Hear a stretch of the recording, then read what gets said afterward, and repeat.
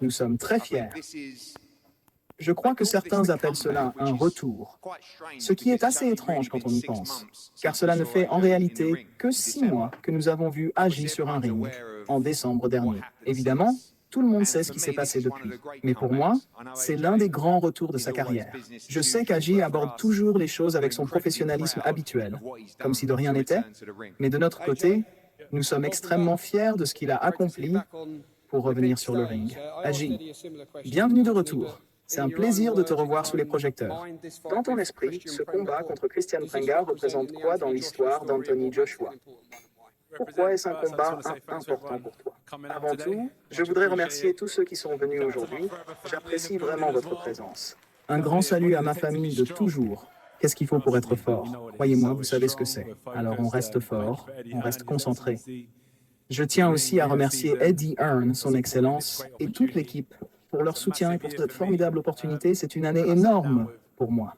Quand je me suis assis avec Eddie et l'équipe, l'opportunité d'affronter Pranga s'est présentée. Bien sûr, c'était déjà une excellente proposition, mais ils m'ont aussi dit « On veut prolonger notre accord et te donner une opportunité d'affronter Tyson Fury. Mettez n'importe quel boxeur à ma place dans cette situation. » On lui dit « Signe ce contrat. Tu auras l'opportunité de combattre Prenga. Tu auras l'opportunité d'affronter Fury. Tu auras l'opportunité de te battre pour le championnat.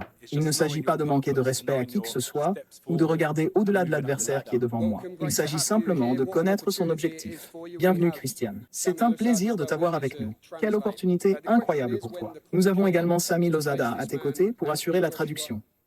La question est simple. Lorsque tu as reçu l'appel te proposant d'affronter Anthony Joshua, quelles ont été tes premières émotions et que représente cette opportunité pour toi?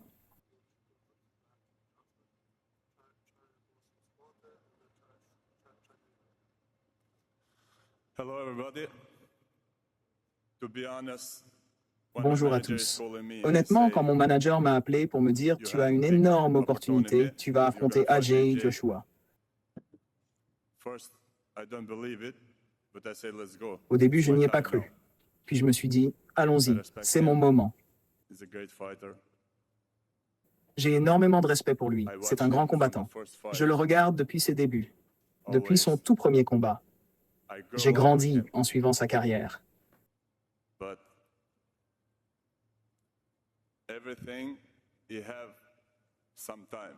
Mais parfois, dans la vie, il arrive un moment où tu te dis, maintenant, c'est mon tour.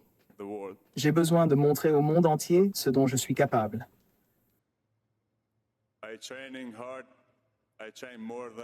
Je me suis entraîné comme jamais auparavant.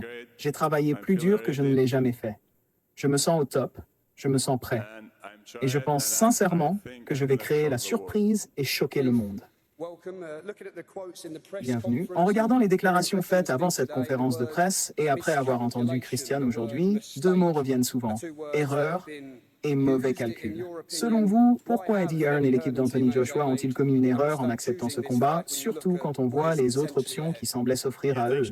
Tout d'abord, je tiens à remercier Eddie Hearn, Matchroom, Daz Eden, Son Excellence et toutes les personnes qui ont rendu ce combat possible. Je vais commencer par dire une chose. J'ai énormément de respect pour Eddie Hearn et pour Matchroom, vraiment. Les personnes avec lesquelles il travaille sont excellentes. C'est justement pour cela que je suis surpris qu'ils aient commis une erreur d'une telle ampleur. Car ce qu'ils ont devant eux, avec Christian Prenga, c'est un véritable danger. Un homme qui vient tout prendre. Pour Christian Prenga, ce combat est gagnant dans tous les cas. Malheureusement pour Joshua, et je le dis avec tout le respect que je lui dois, ce combat est perdant dans tous les cas. La situation dans laquelle son équipe l'a placé est intenable. Et c'est choquant qu'Eddie Hearn et son équipe aient décidé de mettre leur joyau, leur plus précieux atout, face à un poids lourd qui frappe aussi fort que Christian Prenga. Mais ne t'inquiète pas, Eddie. Le 26 juillet, tu auras un nouveau joyau.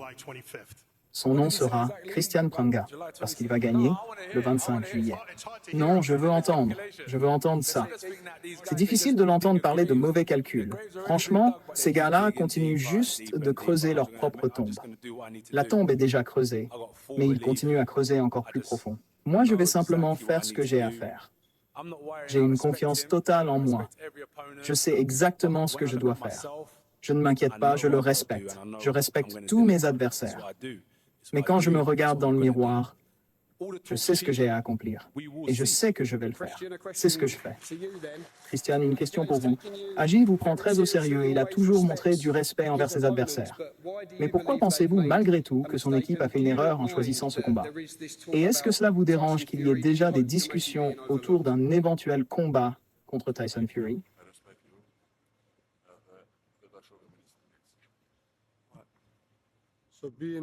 Être sous-estimé, en réalité, c'est un avantage pour lui.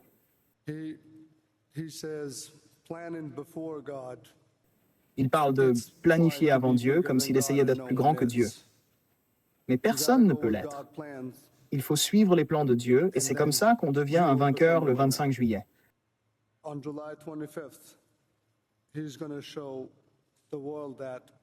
Il va montrer au monde que c'est le plan de Dieu, que c'est son moment. Tu parles déjà du combat contre Fury, tu fais des plans à l'avance. Mais là, tu essayes de prévoir au-delà de Dieu. Ce n'est pas le moment pour ça. Là, tu devrais rester concentré sur ce combat. Donc oui, ça me va. Ça me va que tu me sous-estimes. Comment tu vois ta victoire le 25 juillet? 20 combats, 20 KO. Qu'est-ce qu'il voit dans sa tête?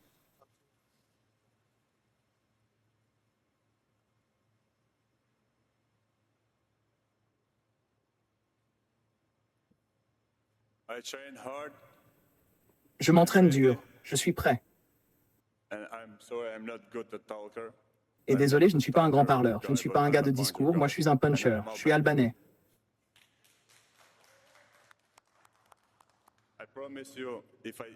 Et je te promets, si je te touche, tu ne vas jamais oublier la puissance de mes coups. J'aime ça. J'aime ce que tu dis. Je te le promets, frère. Je respecte ça. Je te respecte aussi.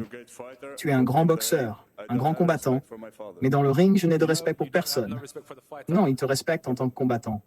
Oui, je te respecte en tant que boxeur. Tu es un très bon fighter. Mais une fois dans le ring, je ne respecte personne. Quand je regardais tes combats et que je prenais des notes, j'ai juré à Dieu, je veux que tu ne me respectes pas. Et là, c'est parfait pour moi.